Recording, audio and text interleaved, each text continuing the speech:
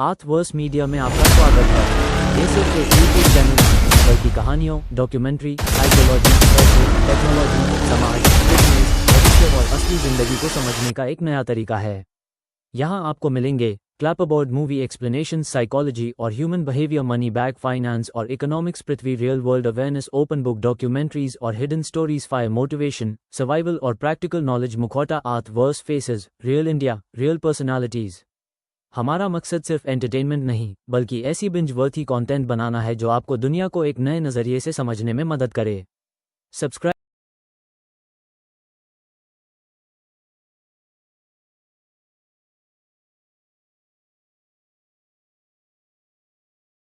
कहानी की शुरुआत में हम एक औरत और उसके बेटे चोई को देखते हैं, जो कि बारिश के बीच अपने घर की तरफ जा रहे होते हैं। घर पहुंचने के बाद दोनों साथ में खाना खाते हैं। तभी हमें पता चलता है कि चोई हमेशा अपनी एक आंख पर पट्टी बांध कर रखता है और चोई की एक टांग नकली है। उसकी माँ बार बार उसे समझाती है कि वह कभी भी अपनी आंखों से पट्टी न हटाए, क्योंकि अगर उसने ऐसा किया तो बहुत बड़ा नुकसान हो सकता है। लेकिन तभी अचानक घर का माहौल बदल जाता है। चोई का पिता गुस्से में घर के अंदर आता है और आते ही अपनी पत्नी और बेटे पर चिल्लाना शुरू कर देता है। उसे लगता है कि दोनों उसे छोड़कर भागने की कोशिश कर रहे थे। बात इतनी बढ़ जाती है कि वह अपनी पत्नी को बेरहमी से मारना शुरू कर देता है। अपनी माँ को पिटता देखकर चोई का गुस्सा फूट पड़ता है। उसकी माँ उसे रोकने की कोशिश करती है, लेकिन इस बार चोई रुकने वाला नहीं था। धीरे धीरे वह अपनी आंखों की पट्टी हटाता है और अपने पिता की तरफ बढ़ने लगता है। तभी अचानक उसका पिता बिना कुछ बोले घर से बाहर निकल जाता है और सड़क पर जाकर खड़ा हो जाता है। लेकिन असली डर अब शुरू होता है। चोई अपनी आंखों की ताकत का इस्तेमाल करता है और अपने पिता को अपने कंट्रोल में कर लेता है। अगले ही पल उसका पिता अपनी जान गंवा देता है। ये देखकर चोई की माँ पूरी तरह टूट जाती है। वह रोते हुए अपने बेटे को गले लगाती है, लेकिन तभी अचानक वह खुद चोई का गला दबाने लगती है। शायद उसे लगने लगा था कि उसका बेटा अब इंसान नहीं रहा, लेकिन चोई अपनी ताकत से अपनी माँ को भी कंट्रोल कर लेता है। इसके बाद वह उसे नदी किनारे ले जाता है। जब उसकी माँ को होश आता है तो वह जोर जोर से रोने लगती है, क्योंकि अब उसे समझ आ चुका था कि उसके बेटे की आंखों में एक खतरनाक शक्ति छिपी हुई है। चोई सिर्फ किसी की आंखों में देखकर उसे अपने वश में कर सकता था। समय बीतता है और चोई बड़ा हो जाता है, लेकिन अब वह पूरी तरह अकेला इंसान बन चुका था। उसे किसी से कोई लगाव नहीं था और न ही जिंदगी में किसी चीज की चिंता। वह अपनी शक्तियों का इस्तेमाल करके आराम से लोगों से पैसे चोरी करता और फिर उन्हीं पैसों से बड़े बड़े होटलों में लग्जरी जिंदगी जीता था। उसके लिए लोगों को कंट्रोल करना अब एक खेल बन चुका था। दूसरी तरफ हमें इम कबान नाम का एक मेहनती लड़का दिखाया जाता है, जो एक कबाड़ खाने में काम करता था। वहाँ उसके दो सबसे अच्छे दोस्त थे, अली और बोबा। तीनों की दोस्ती काफी मजेदार थी। एक दिन काम खत्म होने के बाद वे लोग इम कबान का जन्मदिन मनाने बाहर जाते हैं, लेकिन खुशी का यह माहौल ज्यादा देर तक नहीं टिकता। वापस लौटते समय जैसे ही इम कबान गाड़ी से उतरता है, तभी एक तेज रफ्तार कार उसे जोरदार टक्कर मार देती है। एक्सीडेंट इतना खतरनाक था कि उसे तुरंत हॉस्पिटल ले जाया जाता है। लेकिन हैरानी की बात यह थी कि अगले ही दिन उसका शरीर बहुत तेजी से ठीक होने लगता है। ऐसा लग रहा था जैसे उसके अंदर भी कोई अलग ताकत छिपी हुई हो। लेकिन तभी उसे एक और बुरी खबर मिलती है। उसके दोस्त बताते हैं कि उसे नौकरी से निकाल दिया गया है। ये सुनकर इम कबान परेशान हो जाता है और नई नौकरी की तलाश शुरू कर देता है। कई दिनों तक भटकने के बाद उसे यूटोपिया नाम की एक छोटी दुकान के बारे में पता चलता है। इस दुकान को जूंग सिक नाम का आदमी अपनी बेटी यंग गंग के साथ मिलकर चलाता था। इम कबान वहाँ नौकरी मांगने पहुँचता है। जूंग सिक उसे दुकान के बारे में बताता है और फिर एक अजीब समस्या का जिक्र करता है। वह कहता है कि पिछले कुछ समय से उनकी दुकान से लगातार पैसे गायब हो रहे हैं। सबसे हैरानी की बात यह थी कि दुकान में कैमरे लगे होने के बावजूद भी चोर कभी दिखाई नहीं देता था। अब ऐसा लग रहा था कि इस चोरी के पीछे कोई आम इंसान नहीं, बल्कि कोई बेहद खतरनाक ताकत छिपी हुई है। अगले दिन इम कबान अपनी नई नौकरी पर पहुंचता है, जहां उसकी मुलाकात यंग गंग से होती है। दोनों पहली ही मुलाकात में काफी अच्छे से बात करने लगते हैं और धीरे धीरे उनके बीच अच्छी दोस्ती हो जाती है। उसी दिन इम कबान के दोस्त अली और बोबा भी उससे मिलने दुकान पर आ जाते हैं। चारों लोग साथ बैठकर हंसी मजाक कर ही रहे होते हैं कि तभी अचानक दुकान का माहौल पूरी तरह बदल जाता है। दरअसल वहाँ चोई पहुँच चुका था। जैसे ही वह अंदर आता है, वह अपनी आंखों की ताकत का इस्तेमाल करके दुकान में मौजूद सभी लोगों को अपने कंट्रोल में कर लेता है। अब उसकी शक्तियाँ पहले से कहीं ज्यादा खतरनाक हो चुकी थीं। बचपन में वह मुश्किल से एक इंसान को कंट्रोल कर पाता था, लेकिन अब वह एक साथ कई लोगों को अपने वश में कर सकता था। चोई तुरंत दुकान के मालिक को तिजोरी से पैसे निकालने का आदेश देता है। सभी लोग बिना कुछ कुछ सोचे उसकी बात मानने लगते हैं। लेकिन तभी इमकबान को कुछ अजीब महसूस होता है। उसे लगने लगता है जैसे उसका शरीर अचानक जम गया हो। वह अपने हाथ पैर तक नहीं हिला पा रहा था, लेकिन काफी कोशिश करने के बाद वह खुद को उस कंट्रोल से बाहर निकाल लेता है। और यही चीज देखकर चोई पहली बार पूरी तरह चौंक जाता है, क्योंकि आज तक ऐसा कभी नहीं हुआ था कि कोई इंसान उसकी ताकत से बच पाए। अब पहली बार उसके सामने ऐसा आदमी खड़ा था जिस पर उसकी शक्तियों का कोई असर नहीं हो रहा था। लेकिन चोई इतनी आसानी से हार मानने वाला नहीं था। उसने तुरंत अली और बोबा को अपने कंट्रोल में लेकर इमकबान पर हमला करवा दिया। इसके बाद उसने यंग गंग को भी अपने वश में कर लिया और उसी से इमकबान की पीठ में चाकू मरवा दिया। इतनी चोट लगने के बाद भी इमकबान हार नहीं मानता और चोई से लड़ने की कोशिश करता रहता है। लेकिन तभी चोई उसके बॉस को कंट्रोल करके इमकबान को जोरदार बिजली के झटके दिलवा देता है। इस खतरनाक हादसे के बाद इमकबान और उसके बॉस दोनों को तुरंत हॉस्पिटल ले जाया जाता है। इमकबान तो किसी तरह बच जाता है, लेकिन उसके बॉस की मौत हो जाती है। दूसरी तरफ चोई लगातार इसी सोच में डूबा रहता है कि आखिर इमकबान उसकी शक्तियों से बच कैसे गया। उधर इमकबान, अली और बोबा दुकान में लगे सीसीटीवी कैमरों की फुटेज निकालने की कोशिश करते हैं ताकि चोई का सच सबके सामने लाया जा सके। लेकिन तभी चोई वहां भी पहुंच जाता है। इस बार वह अकेला नहीं था, उसने कई और लोगों को अपने कंट्रोल में किया हुआ था। खतरा देखते ही अली और बोबा डरकर वहां से भाग जाते हैं, लेकिन इमकबान उस सीसीटीवी फुटेज को लेकर दुकान के अंदर ही छुप जाता है। दूसरी तरफ चोई किसी भी कीमत पर उस वीडियो को हासिल करना चाहता था। वह लगातार इमकबान पर हमला करता रहता है और देखते ही देखते उनकी लड़ाई दुकान से निकलकर सड़क तक पहुंच जाती है। अब चोई बिल्कुल अकेला था और तभी इमकबान को उसकी कमजोरी समझ आ जाती है। उसे एहसास होता है कि चोई खुद लड़ नहीं सकता। उसे हमला करने के लिए हमेशा दूसरे लोगों की जरूरत पड़ती है। यही वजह थी कि वह हमेशा भीड़ के बीच रहना पसंद करता था। अब इमकबान पूरी ताकत के साथ उसका पीछा करना शुरू कर देता है। दोनों सड़क किनारे पहुंच जाते हैं। जैसे ही इमकबान गाड़ी से उतरकर चोई का सामना करने जाता है, तभी अचानक कई लोग उसे घेर लेते हैं। वे सभी चोई के कंट्रोल में थे और उसके इशारे पर इमकबान को मारने की कोशिश करने लगते हैं। लेकिन इससे पहले कि वे लोग उसे खत्म कर पाते, इमकबान अपनी इलेक्ट्रिक गन निकालता है और सीधा चोई पर हमला कर देता है। अब पहली बार चोई खुद खतरे में फंस चुका था। इमकबान की इलेक्ट्रिक गन का जोरदार झटका लगते ही चोई का ध्यान भटक जाता है। इसी मौके का फायदा उठाकर इमकबान तुरंत उसके चेहरे पर कपड़ा डाल देता है ताकि वह किसी की आंखों में देखकर उसे कंट्रोल न कर सके। इसके बाद वह चोई को सीधे पुलिस स्टेशन ले जाता है, लेकिन वहां पहुंचकर मामला पूरी तरह उल्टा पड़ जाता है। पुलिस वालों को इमकबान की बात पर बिल्कुल भी भरोसा नहीं होता। उन्हें लगता है कि वह कोई नशेड़ी है जो बेकार की कहानियां बना रहा है। इमकबान बार बार उन्हें समझाने की कोशिश करता है कि चोई बहुत खतरनाक है और उसके चेहरे से कपड़ा हटाना बिल्कुल भी सुरक्षित नहीं है, लेकिन पुलिस वाले उसकी एक नहीं सुनते। और जैसे ही वे लोग चोई के चेहरे से कपड़ा हटाते हैं, अगले ही पल पूरा पुलिस स्टेशन उसके कंट्रोल में आ जाता है। अब सारे पुलिस वाले चोई के इशारों पर चलने लगते हैं। चोई उन्हें आदेश देता है कि इमकबान को खत्म कर दो। पुलिस वाले तुरंत उस पर हमला कर देते हैं। किसी तरह अपनी जान बचाते हुए इमकबान वहां से भाग निकलता है। इसके बाद वह सीधे रेलवे स्टेशन पहुंचता है, लेकिन चोई अभी भी उसका पीछा कर रहा था। जैसे ही इमकबान उस पर हमला करने के लिए आगे बढ़ता है, चोई वहां मौजूद सैकड़ों लोगों को अपने कंट्रोल में ले लेता है। अब पूरा रेलवे स्टेशन जैसे उसकी सेना बन चुका था। लेकिन तभी चोई कुछ ऐसा करता है जिसे देखकर कोई भी डर जाए। वह एक औरत को अपने वश में करके उसके हाथ में मौजूद छोटे बच्चे को रेलवे ट्रैक की तरफ फेंकवा देता है। उसी वक्त एक तेज रफ्तार ट्रेन उस बच्चे की तरफ बढ़ रही थी। ये देखकर इमकबान बिना कुछ सोचे सीधे ट्रेन के सामने कूद जाता है और किसी तरह उस बच्चे की जान बचा लेता है। लेकिन इस दौरान उसे बहुत गंभीर चोटें लगती हैं। उसकी हालत इतनी खराब हो जाती है कि चोई उसे वहीं मरने के लिए छोड़कर आराम से अपने होटल वापस चला जाता है। जब चोई अपने होटल पहुंचता है तो वह देखता है कि वहां पहले से पुलिस मौजूद है, लेकिन हर बार की तरह वह अपनी आंखों की ताकत का इस्तेमाल करके सभी पुलिस वालों को अपने कंट्रोल में कर लेता है। इसके बाद वह उनके दिमाग के साथ ऐसा खेल खेलता है कि वे एक दूसरे पर ही गोली चलाने लगते हैं। देखते ही देखते पूरा कमरा लाशों से भर जाता है। दूसरी तरफ इमकबान इतनी बुरी तरह घायल होने के बावजूद बहुत जल्दी ठीक होने लगता है। तभी हमें पता चलता है कि उसके पास भी एक खास शक्ति है। उसके शरीर में हीलिंग पावर थी, जिसकी वजह से उसका शरीर खुद ब खुद तेजी से ठीक हो जाता था। अब इमकबान को समझ आ चुका था कि चोई सिर्फ चोर नहीं है, वह अपने फायदे के लिए हजारों लोगों की जान भी ले सकता है। इसलिए इमकबान फैसला करता है कि अब उसे किसी भी कीमत पर रोकना ही होगा। इस मिशन में वह अपने दोस्तों अली और बोबा को भी शामिल कर लेता है। दोनों अपने दोस्त पर भरोसा करके तुरंत उसकी मदद के लिए तैयार हो जाते हैं। अब तीनों मिलकर चोई को पकड़ने का प्लान बनाते हैं। अली एक खास वैन तैयार करता है जिसमें वह एक फ्लेयर गन लगाता है। उनका प्लान था कि तेज रोशनी की मदद से कुछ समय के लिए चोई की आंखों को बेकार कर दिया जाए ताकि वह किसी को कंट्रोल न कर सके। उधर पुलिस भी धीरे धीरे चोई तक पहुंचने लगी थी। जांच करते करते वे लोग चोई की मां के घर पहुंच जाते हैं, लेकिन वहां भी चोई अपनी शक्तियों का इस्तेमाल करके करके सभी पुलिस वालों को मार देता है। इसके बाद वह अपनी माँ के पास जाता है। ऐसा लग रहा था कि अब वह उसे भी खत्म कर देगा, लेकिन आखिरी वक्त पर उसका दिल बदल जाता है। वह अपनी माँ को नहीं मारता और वहाँ से चुपचाप चला जाता है। जाते जाते वह चोरी किए हुए पैसों का कुछ हिस्सा अपनी माँ के लिए छोड़ देता है। इधर इमकबान, अली और बोबा अपनी वैन में पूरे शहर में चोई को ढूंढते घूम रहे थे। तभी सफर के दौरान इमकबान की थोड़ी देर के लिए आंख लग जाती है, लेकिन जैसे ही उसकी आंख खुलती है वह देखकर हैरान रह जाता है, क्योंकि बोबा अब चोई के कंट्रोल में आ चुका था और वह सीधे इमकबान पर हमला कर रहा था। इमकबान तुरंत समझ जाता है कि चोई कहीं न कहीं आसपास मौजूद है और दूर से ही उन सब पर नजर रख रहा है। यही सोचकर वह तुरंत गाड़ी से उतरता है और उसे ढूंढने निकल पड़ता है। तभी अचानक उसे दूर चोई की एक झलक दिखाई देती है। इमकबान बिना देर किए उसका पीछा करना शुरू कर देता है और पीछा करते करते वह एक बड़ी इमारत के अंदर पहुंच जाता है, लेकिन अंदर का नजारा देखकर उसके होश उड़ जाते हैं। चोई ने वहां पहले से ही कई लोगों को अपने कंट्रोल में कर रखा था। पूरा बिल्डिंग जैसे उसके कब्जे में थी। इसके बाद चोई उन्हीं लोगों के जरिए इमकबान से बात करना शुरू करता है। वह कहता है कि जितने भी लोगों की मौत हुई है उसके पीछे असली जिम्मेदार इमकबान खुद है। चोई के मुताबिक अगर इमकबान उसके रास्ते में न आता तो किसी की जान नहीं जाती। वह तो बस चुपचाप चोरी करता था और वहाँ से निकल जाता था, लेकिन इमकबान ने बीच में आकर सब कुछ खराब कर दिया। अब हर मौत का जिम्मेदार वही है। अपनी बात खत्म करने के बाद चोई कुछ ऐसा करता है जिसे देखकर इमकबान पूरी तरह हिल जाता है। वह एक एक करके कंट्रोल किए हुए लोगों को बिल्डिंग से नीचे गिराना शुरू कर देता है। इमकबान उन्हें बचाना चाहता था, लेकिन वह कुछ भी नहीं कर पाता। उसके सामने कई लोग अपनी जान गंवा देते हैं। किसी तरह बाहर निकलने के बाद अली और बोबा अपनी फ्लेयर गन से चोई पर हमला करते हैं। तेज रोशनी कुछ सेकंड के लिए उसे रोकती जरूर है, लेकिन इसका ज्यादा असर नहीं पड़ता। अगले ही पल चोई उन दोनों को भी अपने कंट्रोल में कर लेता है। अब इमकबान का पूरा प्लान फेल हो चुका था। वह काफी देर तक अपने दोस्तों को ढूंढता रहता है, लेकिन उनका कोई पता नहीं चलता। आखिरकार वह वापस दुकान पर लौटता है, लेकिन वहाँ पहुँचते ही उसे एक और बड़ा झटका लगता है। चोई ने अली और बोबा दोनों को रस्सी के फंदों से लटका रखा था। यह देखकर इमकबान तुरंत उन्हें बचाने के लिए दौड़ता है, लेकिन तभी चोई पीछे से हमला करके उसे बेहोश कर देता है। जब इमकबान की आंख खुलती है तो वह खुद भी अपने दोस्तों की तरह रस्सी से बंधा हुआ होता है। इसके बाद चोई उन तीनों को मरने के लिए वहीं छोड़कर चला जाता है। कुछ देर बाद इमकबान की नजर ऊपर पड़े एक चाकू पर जाती है। वह किसी तरह उस चाकू तक पहुंचता है और रस्सियां काटकर खुद को आजाद कर लेता है, लेकिन तब तक बहुत देर हो चुकी थी। लाख कोशिशों के बाद भी वह अली और बोबा को नहीं बचा पाता। अपने दोस्तों की मौत देखकर इमकबान पूरी तरह टूट जाता है। उधर दुकान से निकलते ही चोई की नजर यंग गंग पर पड़ती है। वह तुरंत उसे भी अपने कंट्रोल में कर लेता है और अपनी गाड़ी में बैठा लेता है, लेकिन इस बार इमकबान उसे देख लेता है। वह समझ जाता है कि अब चोई यंग गंग को भी मारने वाला है। बस फिर क्या था, इमकबान पूरी स्पीड से उसकी गाड़ी का पीछा करना शुरू कर देता है। पीछे आता देखकर चोई सभी ड्राइवर्स को अपने कंट्रोल में ले लेता है और सड़क पर एक भयानक एक्सीडेंट कराने की कोशिश करता है। चारों तरफ गाड़ियां टकराने लगती हैं और पूरा रास्ता तबाही में बदल जाता है। लेकिन तभी एक बेहद अजीब चीज होती है। इमकबान को अचानक अली और बोबा की आत्माएं दिखाई देती हैं। वे उसे वैन में लगे एक खास बटन को दबाने के लिए कहते हैं। इमकबान तुरंत वह बटन दबा देता है और अगले ही पल वैन पूरी रफ्तार से आगे निकल जाती है, जिससे वह उस बड़े एक्सीडेंट से बाल बाल बच जाता है। उधर चोई यंग गंग को अपने कंट्रोल में लेकर एक ऊंची बिल्डिंग की छत पर पहुंच चुका था। दूसरी तरफ इमकबान भी उसका पीछा करते करते वहां पहुंच जाता है। छत पर पहुंचते ही उसकी नजर सबसे पहले चोई पर पड़ती है और बिना देर किए वह उस पर हमला कर देता है, लेकिन तभी उसकी नजर कोने में खड़ी यंग गंग पर पड़ती है। वह पूरी तरह चोई के कंट्रोल में थी और बिल्कुल हिल भी नहीं रही थी। चोई इसी मौके का फायदा उठाता है और अचानक इमकबान पर गोली चला देता है। गोली लगते ही इमकबान जमीन पर गिर जाता है। इसके बाद चोई उसे बेरहमी से मारना शुरू कर देता है। ऐसा लग रहा था कि अब इमकबान का बचना नामुमकिन है, लेकिन तभी इमकबान एक चाल चलता है। वह चोई को उसके परिवार की बातें याद दिलाने लगता है। वह उसकी माँ और उसके बचपन के बारे में ऐसी बातें बोलता है जिससे चोई का ध्यान भटकने लगता है। पहली बार चोई इमोशनली कमजोर पड़ने लगता है और बस यही मौका इमकबान को चाहिए था। वह तुरंत चोई को पकड़ लेता है और दोनों सीधे बिल्डिंग की छत से नीचे कूद जाते हैं। नीचे गिरते ही बहुत बड़ा हादसा हो जाता है, लेकिन इमकबान अपनी हीलिंग पावर की वजह से किसी तरह बच जाता है। उसका शरीर धीरे धीरे खुद को ठीक करने लगता है, मगर चोई इस बार नहीं बच पाता। आखिरकार उसकी मौत हो जाती है और इसी के साथ उसकी खतरनाक शक्तियों का अंत हो जाता है। कुछ साल बाद हम देखते हैं कि इमकबान अब व्हील चेयर के सहारे रेलवे स्टेशन पर घूम रहा है। वहीं उसकी मुलाकात यंग गंग से होती है, जो अब एक एयर होस्टेस बन चुकी थी। दोनों की जिंदगी धीरे धीरे फिर से सामान्य होने लगी थी, लेकिन तभी स्टेशन पर अचानक हड़कंप मच जाता है। एक छोटा बच्चा रेलवे ट्रैक पर गिर जाता है। सभी लोग डरकर सिर्फ दूर खड़े देखते रहते हैं, लेकिन कोई भी उसे बचाने की हिम्मत नहीं करता। उसी वक्त एक तेज रफ्तार ट्रेन उस बच्चे की तरफ बढ़ रही होती है। हर किसी को लगता है कि अब वह बच्चा नहीं बचेगा। लेकिन जैसे ही ट्रेन गुजरती है सब लोग हैरान रह जाते हैं, क्योंकि इम कबान ने अपनी जान जोखिम में डालकर उस बच्चे को बचा लिया था। यानी आखिर तक वह वही इंसान बना रहा जो दूसरों की जान बचाने के लिए खुद की परवाह नहीं करता। और इसी सीन के साथ ये कहानी यहीं पर खत्म हो जाती है। तो बताओ, क्या आप किसी अनजान इंसान की जान बचाने के लिए अपनी जान खतरे में डाल सकते हो? कमेंट में जरूर बताना। मिलते हैं अगली वीडियो में।